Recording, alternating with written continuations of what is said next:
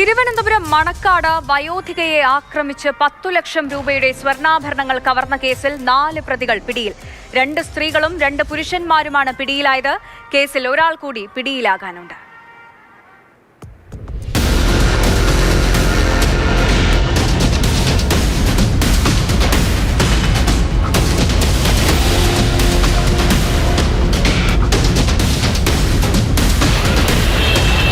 തിരുവനന്തപുരം നഗരത്തിൽ കള്ളന്മാർ വിലസുകയാണ്.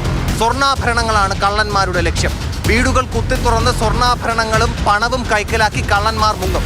തിരുവനന്തപുരം മണക്കാട്ടെ മുക്കോലക്കൽ ഭഗവതി ക്ഷേത്രത്തിന് തൊട്ടടുത്ത് ഈ കാണുന്ന 3 നില അപ്പാർട്ട്മെന്റിൽ 3ാമത്തെ നിലയിലാണ് കള്ളന്മാർ കയറിയത്. കള്ളന്മാർ 4 അംഗ സംഘം എത്തി ഒരമ്മയെ ഉപദ്രവിച്ച് കയ്യിലുണ്ടായിരുന്ന ആഭരണങ്ങൾ കവർന്ന് കടന്നുകളഞ്ഞു.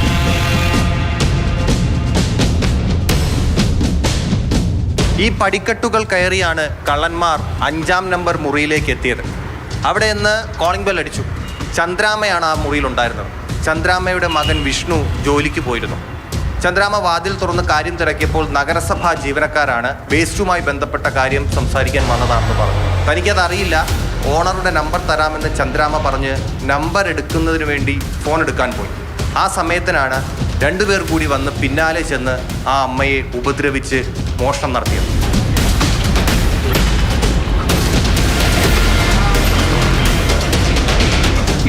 ഇവനും ഇന്നൊത്തനും തട്ടി ഒരു മാറ്റി. അപ്പം ഞാൻ വിചാരിച്ചു ഇവർ നല്ലവരാണ്, ഇവളാണ് ചട്ട വിചാരിച്ചു. ഇവർ 2 കള്ളത്തനമാണ് വന്നിട്ടുണ്ടോ വിചാരിച്ചു. അതല്ല, ഇവരെ തട്ടി മാറ്റി ഇങ്ങനെ വായ പൊട്ടി അമക്കി ഇങ്ങനെ സ്പീഡാ കൊണ്ടുപോയി അടിയോട്ടാട്ടി കണ്ണത്തിലെയും മുഖത്തിലെയും അടിച്ച് കണ്ണാടി പൊട്ടിച്ച് തലയെ പിടിച്ച് വലിച്ച് ഇഴുത്ത് ഇത് പൊട്ടിച്ച് ഇങ്ങനെ ഇങ്ങനെ വളരെ ഊരാൻ പറ്റില്ല, ഇങ്ങനെ ഊരെടുത്ത് ഇങ്ങനെ പൊട്ടിച്ചെടുത്തു. അപ്പം ആദ്യമായിട്ട് ഇവിടെ കിടന്ന കണ്ണാടി പൊട്ടിപ്പോയി.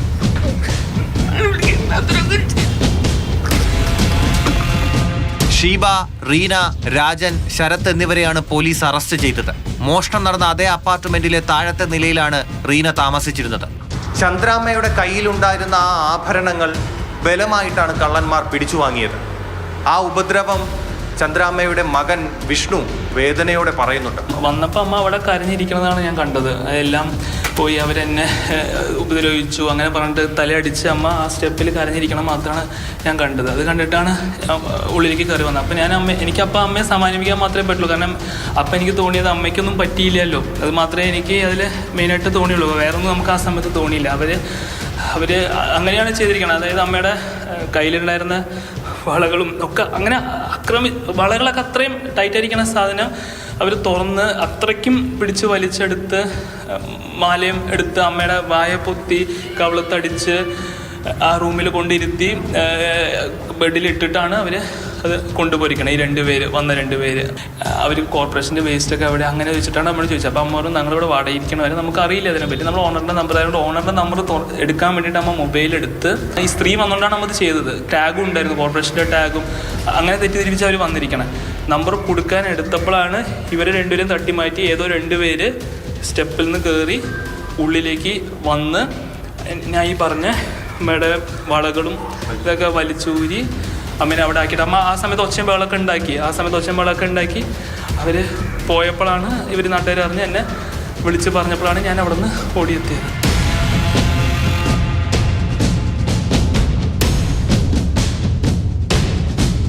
ശ്രീവരാഹത്തെ മുക്കോലക്കൽ ഭഗവതി ക്ഷേത്രത്തിലെ CCTV ദൃശ്യങ്ങളാണ് കേസിൽ നിർണായകമായത്. ആ ദൃശ്യങ്ങൾ പോലീസ് പരിശോധിച്ചു. ആ ദൃശ്യങ്ങൾ ചന്ദ്രാമ്മയെ കാണിക്കുകയും ചെയ്തു.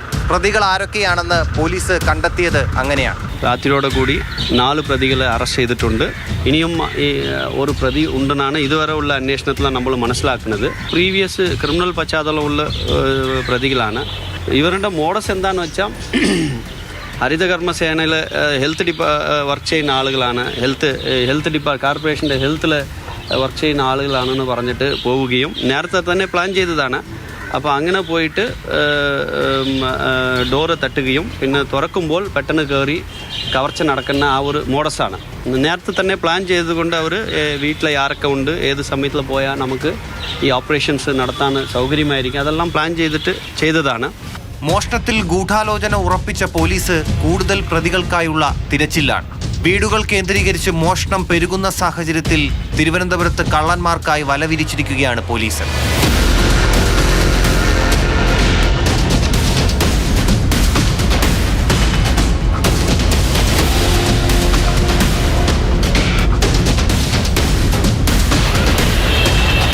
മാതൃഭൂമി ന്യൂസ്, തിരുവനന്തപുരം.